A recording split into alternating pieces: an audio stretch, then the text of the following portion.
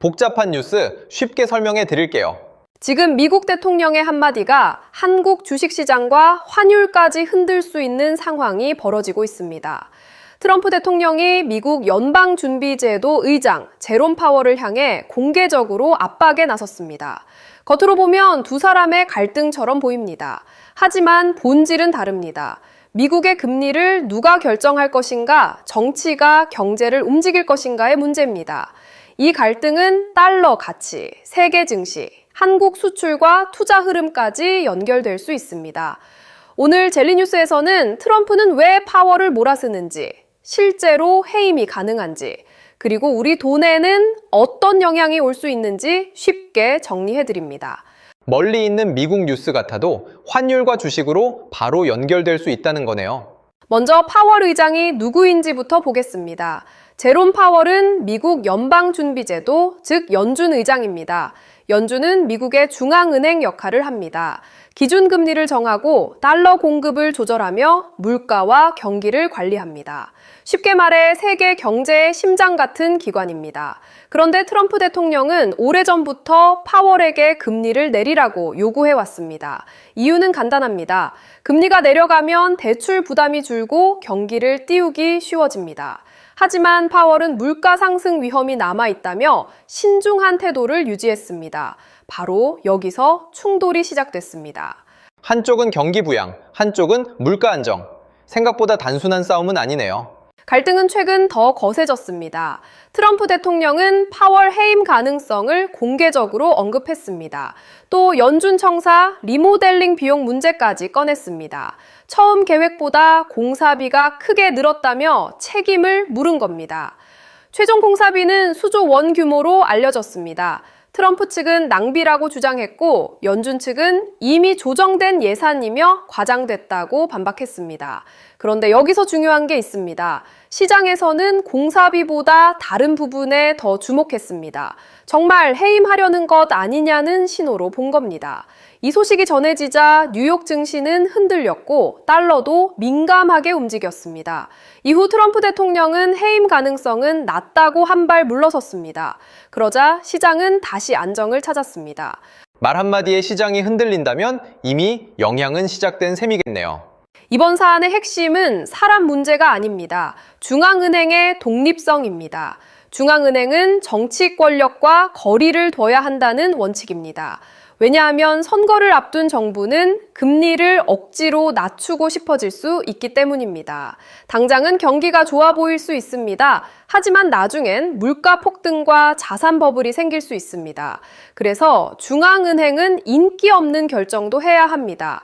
금리를 올려 경기 과열을 막는 일 같은 겁니다. 미국에서도 대통령이 연준 의장을 해임한 전례는 사실상 없습니다. 법적으로도 정당한 사유가 있어야 한다는 해석이 많습니다. 단순히 의견이 다르다고 자르기는 어렵다는 뜻입니다. 이건 사람을 싫어해서 바꾸는 문제가 아니라 제도를 흔드느냐의 문제로 봐야겠네요. 그렇다면 트럼프 대통령은 왜 계속 압박할까요? 핵심은 금리입니다. 트럼프 대통령은 성장과 시장 상승을 중요하게 봅니다. 관세 정책, 경기 둔화 우려, 대선 정치 일정까지 겹치면 금리 인하가 필요하다고 판단할 수 있습니다. 반면 파월은 인플레이션이 다시 오를 가능성을 경계합니다. 금리를 너무 빨리 내리면 물가가 다시 뛸 수 있기 때문입니다. 즉, 두 사람은 서로 다른 경제 철학을 갖고 있는 셈입니다. 성장 우선이냐, 물가 안정 우선이냐, 이 충돌은 앞으로도 쉽게 끝나지 않을 수 있습니다. 미국 정치권 반응도 갈렸습니다. 민주당은 강하게 비판했습니다. 금리 정책에 정치가 개입하려 한다는 주장입니다. 일부 공화당 인사들도 해임 강행은 위험하다고 선을 그었습니다. 다만 연준의 예산 운영은 따져봐야 한다는 의견도 있습니다. 학계와 월가에서는 대체로 비슷한 우려가 나왔습니다. 연준 신뢰가 흔들리면 시장 충격이 커질 수 있다는 겁니다. 결국 미국 안에서도 의견이 완전히 하나로 모인 건 아니군요. 그럼 한국에는 어떤 영향이 있을까요? 꽤 중요합니다. 미국 금리가 내려가면 달러 가치가 약해질 수 있습니다.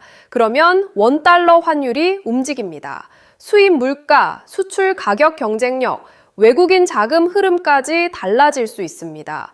반대로 연준 신뢰가 흔들리면 세계 금융시장이 불안해질 수 있습니다. 그럴 경우 한국 증시도 함께 흔들릴 가능성이 있습니다.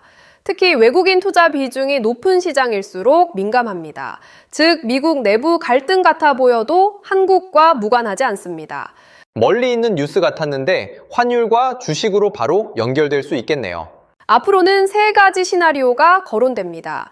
첫째, 말로만 압박하고 실제 해임은 하지 않는 경우입니다. 가장 현실적이라는 평가가 많습니다. 둘째, 법적 충돌을 감수하고 강행하는 경우입니다. 이 경우 시장 충격이 클 수 있습니다. 셋째, 임기 종료 후 새 의장을 임명하는 방식입니다. 파월 의장 임기까지 시간이 남아있는 만큼 정치와 시장은 계속 차기 연준 수장에 주목할 가능성이 큽니다. 트럼프 대통령과 파월 의장의 갈등은 단순한 개인 충돌이 아닙니다. 누가 미국 경제의 방향키를 잡을 것인가의 문제입니다. 정치가 금리를 움직일지, 독립된 중앙은행이 원칙을 지킬지. 그 결과는 미국을 넘어 전 세계에 영향을 줄 수 있습니다. 지금 당장은 파월 의장이 자리를 지키고 있지만 시장 불확실성은 아직 끝나지 않았습니다. 앞으로 어떤 결정이 나올지 계속 지켜봐야겠습니다. 오늘 젤리 뉴스 여기까지입니다. 어려운 뉴스를 쉽게 풀어드리는 젤리 뉴스. 구독과 좋아요 부탁드립니다. 자, 복잡한 세계 뉴스도 결국 내 돈 이야기로 이어질 수 있습니다. 다음 뉴스에서 또 뵙겠습니다. 젤리 뉴스는 여기까지. 다음 뉴스에서 만나요.